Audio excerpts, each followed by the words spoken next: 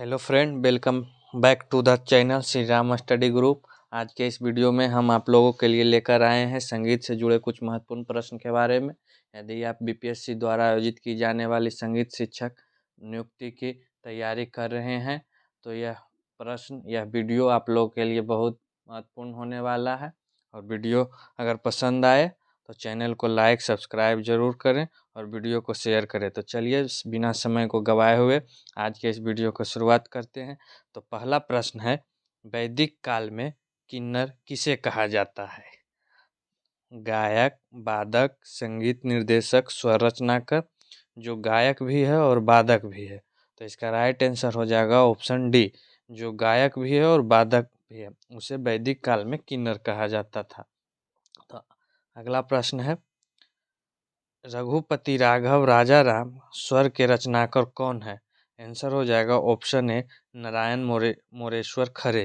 नारायण मोरेश्वर खरे रघुपति राजा राम के रचनाकार हैं। नेक्स्ट प्रश्न है, सामवेद में निम्नलिखित में किस शब्द को स्वर के समान अर्थ में प्रयुक्त किया गया है? तो सामवेद में आहार शब्द को स्वर के समान प्रयुक्त किया गया है, तो इसका राइट आंसर हो जाएगा ऑप्शन बी, आहार। नेक्स्ट प्रश्न है, साम स्वर सप्तक के स्वरों को किस नाम से जाना जाता है? आंसर हो जाएगा ऑप्शन डी, प्रथम, द्वितीय, तृतीय, चतुर्थ, पंचम, धैवत, निषाद। शाम स्वर के सप्तक के स्वरों को प्रथम, द्वितीय, तृतीय, चतुर्थ, पंचम, धैवत, निषाद के नाम से जाना जाता था। नेक्स्ट प्रश्न है, मोहम्मद शाह रंगीले के नाम से जितनी बंदिशें पाई जाती हैं उनके रचयिता हैं? अदारंग, मनरंग, सदारंग, सबरंग। आंसर हो जाएगा ऑप्शन सी, सदारंग। नेक्स्ट प्रश्न है, पूर्ण ध्वनि की मधुरता किस पर निर्भर करती है? पूर्ण ध्वनि की मधुरता ध्वनि उत्पादक पदार्थ की लंबाई पर निर्भर करती है। आंसर हो जाएगा ऑप्शन डी, इसका राइट आंसर है ध्वनि उत्पादक पदार्थ की लंबाई। नेक्स्ट प्रश्न है, पंडित भातखंडे के अनुसार रे धा कोमल वाले संधि प्रकाश रागों के द्वारा निम्नलिखित में से किस रस की निष्पत्ति होती है? आंसर हो जाएगा ऑप्शन डी, शांत एवं करुण रस। पंडित भातखंडे के अनुसार रेधा कोमल वाले संधि प्रकाश रागों के द्वारा शांत एवं करुण रस की निष्पत्ति होती है। अगला प्रश्न की ओर चलेंगे। अगला प्रश्न है, अभिनव गुप्त ने भारत के रस सूत्र की व्याख्या निम्नलिखित में से किस प्रकार बताई है? आंसर हो जाएगा ऑप्शन बी, उत्पत्तिवाद। अगला प्रश्न है, निम्नलिखित में कौन सी जोड़ी सही नहीं है? श्रृंगार रति ये सही है, हास हास गलत है, शांत निर्वेद सही है, भयानक क्रोध सही है। आंसर हो जाएगा ऑप्शन बी, हास के हास। तो अगला प्रश्न है, पंचमणि किसका नाम है? पंचमणि प्राचीन ताल का नाम है। प्राचीन ताल को पंचमणि कहते थे, तो इसका राइट आंसर हो जाएगा ऑप्शन ए। नेक्स्ट प्रश्न है, निम्नलिखित में कौन विचित्र बीना वादक है? तो विचित्र बीना वादक निम्नलिखित में से अब्दुल अजीज खान हो जाएंगे। ये विचित्र बीना बजाते थे, इन्हें विचित्र बीजा बजाने के नाम से जाना जाता है, तो इसका राइट आंसर हो जाएगा ऑप्शन सी।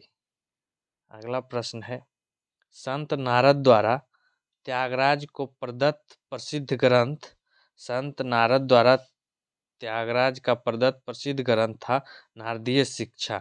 ऑप्शन हो जाएगा बी, बी इसका राइट आंसर, नारदीय शिक्षा। अगला प्रश्न है, निम्नलिखित में से कौन तबला वादक नहीं है? सपना चौधरी, दिलावर खां, जहांगीर खां, रोजबेल लायल। आंसर हो जाएगा ऑप्शन ए, सपना चौधरी तबला वादक नहीं है। अगला प्रश्न है, उस्ताद जहांगीर खां को किस विश्वविद्यालय में डॉक्टर ऑफ म्यूजिक की उपाधि प्रदान की थी? तो उस्ताद जहांगीर खान को अलीगढ़ मुस्लिम विश्वविद्यालय में डॉक्टर ऑफ म्यूजिक की उपाधि प्रदान की थी। आंसर हो जाएगा ऑप्शन ए, ऑप्शन ए इसका राइट आंसर हो जाएगा। तो चलिए अगला प्रश्न है, पर्वत सिंह कौन सा वाद बजाते हैं? तो पर्वत सिंह पखावज बजाते हैं। याद रखने के लिए प से पर्वत, प से पखावज, तो पर्वत सिंह पखावज बजाते हैं। नेक्स्ट प्रश्न है, संगीत के ग्रंथों से सर्वप्रथम राग शब्द का प्रयोग किसने किया? तो आंसर हो जाएगा ऑप्शन बी, मतंग मुनि। मतंग मुनि ने संगीत के ग्रंथों में सर्वप्रथम राग शब्द का प्रयोग किया। अगला प्रश्न की ओर चलते हैं। अगला प्रश्न है, भारतीय तालों का शास्त्रीय विवेचन नामक पुस्तक के लेखक हैं? आंसर हो जाएगा ऑप्शन डी, अरुण कुमार सेन।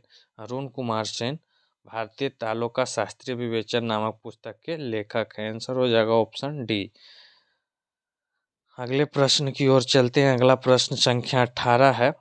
तो प्रश्न है, पखावज और तबला के घराने और परंपराएं नामक पुस्तक की लेखिका हैं? आंसर हो जाएगा ऑप्शन ए। इसका राइट आंसर हो जाएगा योग माया शुक्ला। इस पुस्तक के लेखिका हैं योग माया शुक्ला। अगले प्रश्न की ओर चलते हैं।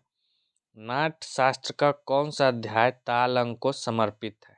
नाट्य शास्त्र में, जैसा कि आप लोग जानते हैं, 28 से 33वां अध्याय संगीत को समर्पित है। तो 28 से 33 के बीच में कौन सा अध्याय है जो ताल अंक से समर्पित है? तो सर हो जाएगा ऑप्शन डी, 31वां अध्याय, जो कि ताल से समर्पित है।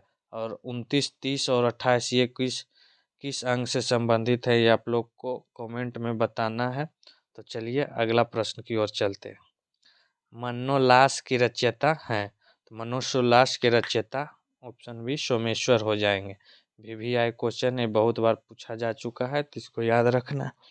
नेक्स्ट प्रश्न है, लय के प्रकार हैं? तो लय के प्रकार 3 हैं, द्रुत लय, विलंबित लय, मध्य लय। तो इसका आंसर हो जाएगा ऑप्शन ए, 3। नेक्स्ट प्रश्न है, हारमोनियम क्या है? तंत्र विद्या, सुशीरवाद, अवनदवाद, घनवाद। आंसर हो जाएगा ऑप्शन बी, सुशीरवाद। हारमोनियम सुशीरवाद है। नेक्स्ट प्रश्न है, प्रश्न संख्या 23, तबले के मुख्य वर्गों की संख्या है? आंसर हो जाएगा ऑप्शन ए, 10। तबले के मुख्य वर्ग की संख्या 10 है। नेक्स्ट प्रश्न है, प्रश्न संख्या 24, सादर गायन शैली के साथ बजाई जाने वाली ताल है? आंसर हो जाएगा ऑप्शन डी, गज झंपा। गज झंपा ताल। आप लोग को कमेंट में गज झंपा ताल के विभाग और कितने पे ताली कितने पे खाली बताना है। कई मात्रा का गज झंपा ताल है, ये भी कमेंट में आप लोग को बताना। नेक्स्ट प्रश्न है, प्रश्न संख्या 25, तंबूरे का तंबू तुम्बा किसका बना होता है? आंसर हो जाएगा ऑप्शन बी, कद्दू। कद्दू का तंबेरे का तुम्बा बना होता है। नेक्स्ट प्रश्न है, संगीत में छोटे छोटे स्वर समुदायों के लिए क्या शब्द प्रयोग होता है? आंसर हो जाएगा अक्षिप्तिका। ऑप्शन ए राइट आंसर है इसका, अक्षिप्तिका संगीत में छोटे छोटे स्वर समुदायों के लिए प्रयोग होता है। प्रश्न संख्या 27 की ओर चलते हैं। प्रश्न है, कौन सा राग कान्हड़ा अंग का नहीं है? तो भीमपलासी राग कान्हड़ा अंग का नहीं है। बाकिया, डाना, सहाना, सुहा ये सभी कान्हड़ा अंग के अंतर्गत आते हैं। तो अगला प्रश्न है, प्रश्न संख्या 28 प्रश्न ये कह रहा है कि निम्नलिखित स्वर समूह है किस राग का? नीचे एक स्वर समूह दिया गया है, किस राग से संबंधित है उसके बारे में बताना है। स्वर समूह है प, ध, म, प, ग, म, ध, रे, सा। तो ये बिहाग राग से संबंधित है। ये जो स्वर समूह है राग बिहाग का। आंसर हो जाएगा ऑप्शन सी, राग बिहाग। अगला प्रश्न है, गीत एवं मलापों के छोटे खंड को क्या कहते हैं? आंसर हो जाएगा ऑप्शन बी, बिदारी। गीत एवं मलापों के छोटे खंड को बिदारी कहते हैं। ऑप्शन बी राइट आंसर हो जाएगा। नेक्स्ट प्रश्न है, विवादी अंतराल का मान है? विवादी अंतराल का मान 2 श्रुति है। आंसर हो जाएगा ऑप्शन बी, 2 श्रुति। थोड़ा सा अथी हो गया था, कोई बात नहीं, आगे चलते हैं। नेक्स्ट प्रश्न है 31वां की ओर। अगला प्रश्न है, शब्द पल्लवी किसका संगीत रूप है? तो शब्द पल्लवी, पल्लवी में जति, साहित्य और स्वर का रूप है। नेक्स्ट प्रश्न है, प्रश्न संख्या 32। तो 32 का प्रश्न है, ठुमरी गायन शैली के साथ प्रायः बजने वाली ताल है? तो ठुमरी गायन शैली के साथ प्रायः बजने वाली ताल ताल दीपचंदी ताल है। तो दीपचंदी ताल के बारे में आप लोग कमेंट में बताया कितने मात्रा के ताल है, इसमें कितने विभाग होते हैं, कई पर खाली कई पर ताली हैं। इन सभी के बारे में, दीपचंदी ताल के बारे में आप लोग को कमेंट में बताना है। ऑप्शन डी हो जाएगा इसका राइट आंसर। अगला प्रश्न है प्रश्न संख्या 33 प्रश्न कह रहा है लग्गी का प्रयोग किस गायकी में होता है? तो लग्गी का प्रयोग ठुमरी गायन में होता है। अगला प्रश्न है त्रिश्रुति और द्विश्रुति अंतराल में कौन सी श्रुति? तो आंसर हो जाएगा ऑप्शन ए राइट आंसर प्रमाण श्रुति। त्रिश्रुति और द्विश्रुति में प्रमाण श्रुति का अंतराल है। नेक्स्ट प्रश्न है विषम पर निशान लगे श्रवण स्मरण दयाश्यम प्रेमम ये सभी में अलग कौन है? तो ये श्रवणम अलग है, इसका विषम हो जाएगा ऑप्शन ए राइट आंसर। अगला प्रश्न है निम्नलिखित में कौन सा कथन सही है?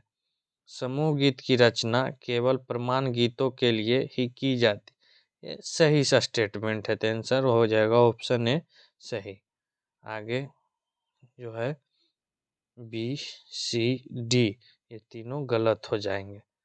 तो अगला प्रश्न है कर्नाटक पद्धति के प्रमुख तालों की संख्या है 7। ऑप्शन सी राइट आंसर हो जाएगा। कर्नाटक पद्धति के प्रमुख तालों की संख्या 7 है। नेक्स्ट प्रश्न प्रश्न संख्या 38 की ओर चलते हैं। कर्नाटक संगीत के मध्य ताल का स्वरूप 101 है।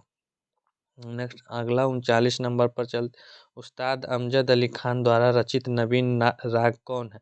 आंसर हो जाएगा ऑप्शन बी हरिप्रिया। हरिप्रिया उस्ताद अमजद अली खान द्वारा नवीनतम राग है। नेक्स्ट प्रश्न है इस बार है सुमेलित कीजिए, मिलान करना है। सूची 1 में है त्रिश जाति चतुर्थ जाति मिश्र जाति संकीर्ण जाति। सूची में 2 है 9 7 4 3, तो त्रिश जाति हो जाएगा 3, चतुर्थ जाति हो जाएगा 4, मिश्र जाति हो जाएगा 7 और संकीर्ण जाति हो जाएगा 9। तो इसका ये मिलान हो गया। आगे और चलते हैं। अगला प्रश्न है लावनी में लयबद्धता के लिए किस वाद्य का प्रयोग किया जाता है? तो लावनी जो महाराष्ट्र का एक लोक नृत्य है उसमें लयबद्धता के लिए लय में गायन के लिए किस वाद्य का प्रयोग किया जाता है? तो आंसर हो जाएगा ऑप्शन ए एक तारा।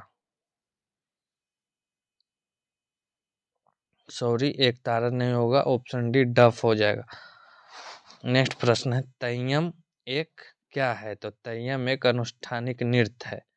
कहाँ का नृत्य है आप लोग को कमेंट में बताना है। अगला प्रश्न है तमिल ओपेरा नामावली एक नामावली है। अगला प्रश्न है प्रश्न संख्या 44 प्रसिद्ध घट्टम वादक कौन है? आंसर हो जाएगा ऑप्शन बी चिट्टी बाबू प्रसिद्ध घट्टम वादक है। अगला प्रश्न है कौन सा वाद्य तंत्र वाद्य नहीं है? तो आंसर हो जाएगा ऑप्शन डी पुंगी। पुंगी वाद्य तंत्र नहीं है। बिंदादीन महाराज अगला प्रश्न है बिंदादीन महाराज निम्नलिखित में से किस विद्या के रचनाकार थे? तो आंसर हो जाएगा ऑप्शन बी ध्रुपद। बिंदादीन महाराज ध्रुपद विद्या के रचनाकार थे। अगला प्रश्न की ओर चलते हैं। प्रश्न संख्या 47 नंबर प्रश्न कह रहा है क्या कर रहा है ध्रुपद शैली में किसका व्यवहार करते हैं? तो ध्रुपद शैली में मींड का व्यवहार करते हैं। आगे की प्रश्न है आधुनिक धमार गायकी को प्राचीन समय की किस गीति से उत्पन्न माना गया है? तो आंसर हो जाएगा ऑप्शन बी गौड़ी गीति। आधुनिक धमार गायकी को गौड़ी गीति के से उत्पन्न माना गया है। आगे प्रश्न संख्या 49 पर चलते हैं। झप ताल में गाई गई ठुमरी को क्या कहते हैं?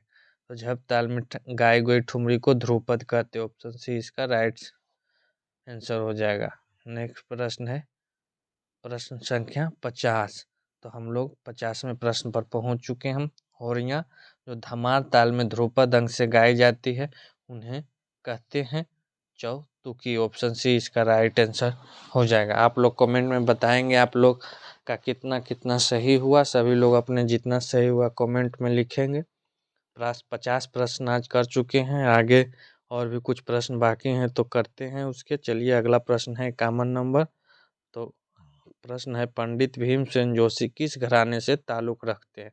आंसर हो जाएगा ऑप्शन डी किराना घराना। पंडित भीमसेन जोशी किराना घराना से ताल्लुक। आप लोग को बताना है कि किराना घराना के संस्थापक प्रवर्तक कौन थे।